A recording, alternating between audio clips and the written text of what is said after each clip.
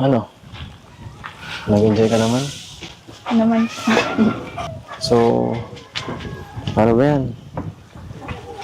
Nairis na yung ibang memories. Napalitan ng maganda. Ng bago. At mas tunay. Masisira. Naniwala ka na. Wala yung buhok yan. Oops. Ano yan? Ito muna po. Ah. Okay. Promise ba yan? Wala nang buhok yan, yun. Naniwala ka na talaga.